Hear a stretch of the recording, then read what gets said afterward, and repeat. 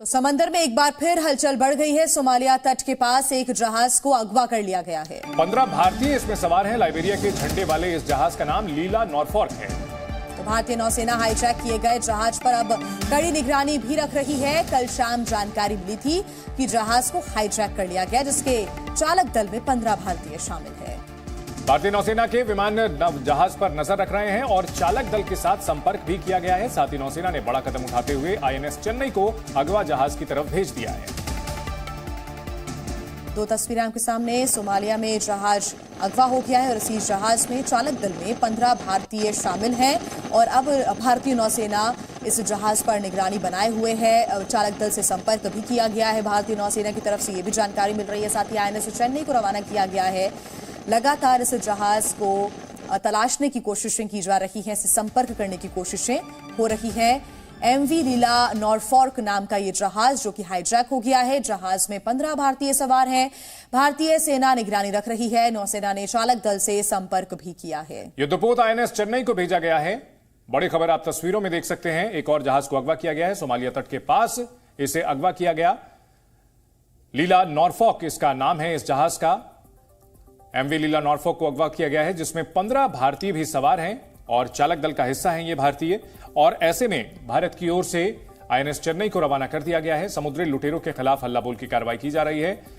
Somalia तट जो कि कुख्यात है समुद्री लुटेरों के लिए, वहां पर लाइबेरिया के झंडे वाले इस जहाज को अगवा किया गया, जिसमें 15 भारतीय भी सवार हैं। तो आईएनएस चेन्नई की सहायता ली जा रही है, जिसको रवाना किया गया है। हर गतिविधि पर नजर रखी जा रही है और साथ ही अन्य एजेंसियों की भी मदद ली जा रही है। स्थिति पर बारीकी से नजर रखी जा रही है। भारतीय नौसेना ने कहा है कि हम अंतर्राष्ट्रीय साझेदारों और मित्रवत विदेशी देशों के साथ क्षेत्र में व्यापारिक शिपिंग की सुरक्षा सुनिश्चित करने के लिए प्रतिबद्ध हैं। और इस बड़ी खबर पर हमारे साथ दो खास मेहमान जुड़ गए हैं। मेजर जनरल अश्विनी कुमार सिवाच हमारे साथ जुड़े हुए हैं, रक्षा विशेषज्ञ हैं। साथ ही कैप्टन श्याम कुमार है जो कि पूर्व नौसेना अधिकारी हैं। कैप्टन श्याम कुमार, सबसे पहले आपसे समझना चाहूंगा, ऐसे हालात में भारत के पास जो विकल्प बचे हुए हैं, क्या बेस्ट ऑप्शन का सिलेक्शन किया गया है?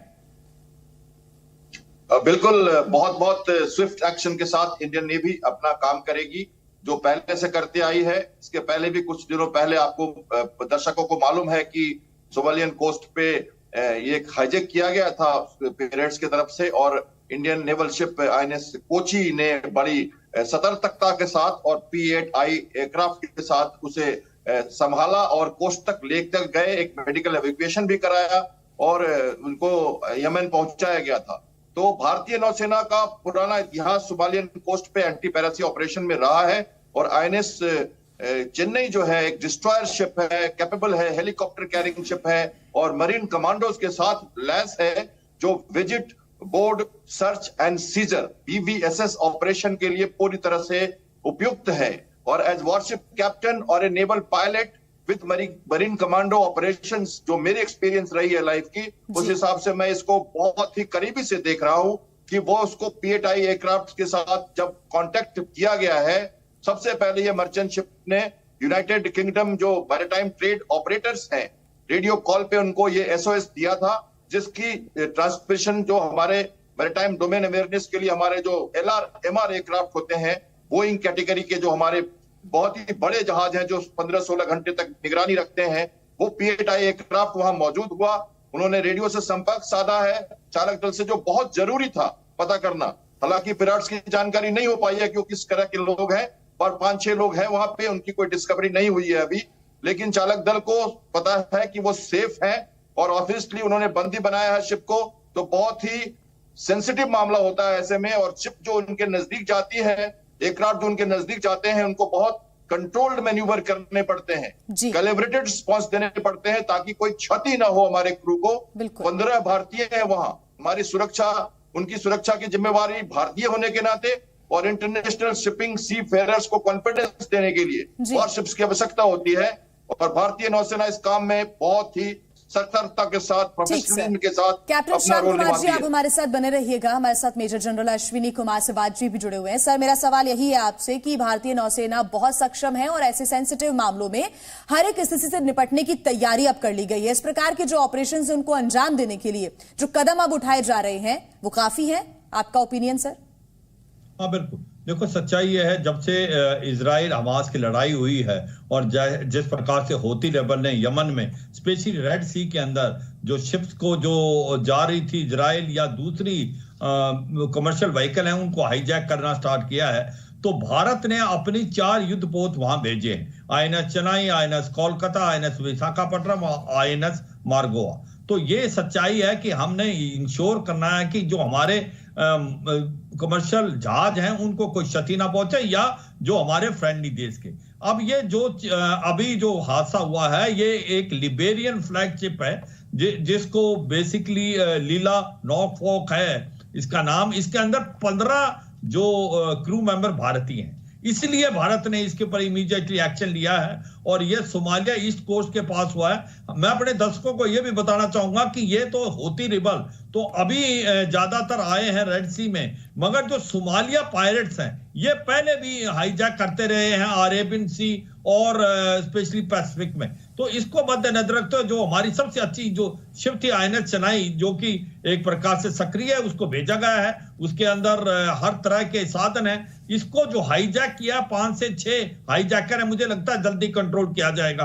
और ऐसा लगता है जो आपका क्वेश्चन था, क्या हमने जो कार्रवाई किया है वो प्रोएक्टिव, बिल्कुल है। और यही नहीं, भारत ने जो एक मैरीटाइम मल्टी टास्क फोर्स है अमेरिका के साथ जो 12, उसका हिस्सा नहीं बनी है। उसकी वजह यह है कि भारत नहीं चाहता कि ईरान के साथ हमारे कोई रिलेशन खराब हो, क्योंकि भारत और ईरान के रिलेशन बहुत अच्छे हैं। भारत नहीं चाहता कि किसी हिसाब से भारत की शिप जो हैं, स्पेशली जो कि रेड सी से जा रही हैं सुएज कैनाल की तरफ, उन पे कोई क्षति ना हो।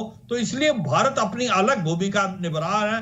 मगर भारत ने जिस प्रकार से अपने 4 युद्धपोत भेजे हैं पुराने अरेबियन सी में, और उसी के पास जो मल्टी पेट्रोल एयरक्राफ्ट है उनका भी इस्तेमाल करके हम इंश्योर कर रहे हैं कि भारत की जो भी कमर्शियल व्हीकल है उस पर कोई क्षति ना पहुंचे।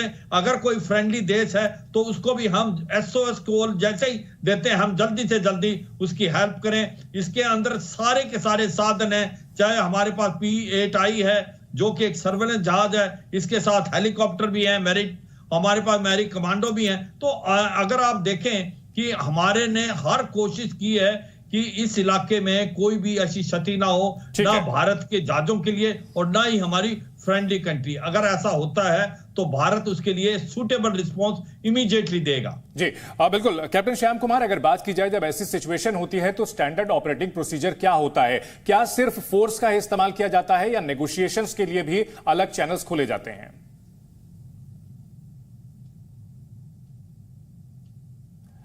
सर, हम आपकी आवाज सुन नहीं पा रहे हैं, आप एक बार चेक करें, म्यूट तो नहीं हो गया आपका ऑडियो? नहीं, अनम्यूट है जी। अब बोले आप प्लीज, सुन पा रहे हैं सर हम। देखिए, ऐसी परिस्थितियों में साम दाम दंड भेद, इन चारों नीतियों का प्रयोग करना बहुत आवश्यक है। ऑपरेशन कैक्टस में मालदीव्स में हमने इंडियन नेवी ने यह कमाल करके दिखाया था जब वहां से शिप में भाग रहे थे रेबल्स। और उसके बाद हमने ऑपरेशन पवन में किया, हमने ये मलाक्का स्टेट में किया है, और हमने ये सोमालिया के पैरेट्स के अगेंस्ट 2008 से इंडियन नेवी के 107 शिप्स वहां डिप्लॉय किए जा चुके हैं। और यूनाइटेड नेशन के चार्टर के अंदर ये पुलिसिंग एट सी मलाक्का स्टेट में हो या गल्फ ऑफ एडन में हो, ये किया गया है। तो इंडियन नेवी का जो रिस्पॉन्स है वो इस तरह से है। सबसे पहले हम मैरीटाइम डोमेन अवेयरनेस अपने डॉर्नियर और अपने long range maritime petrol aircraft के साथ करते हैं, जो गोवा और आर्कोनम रजाली से अवस्थित है, और वो बहुत दूर तक निगरानी रखते हैं।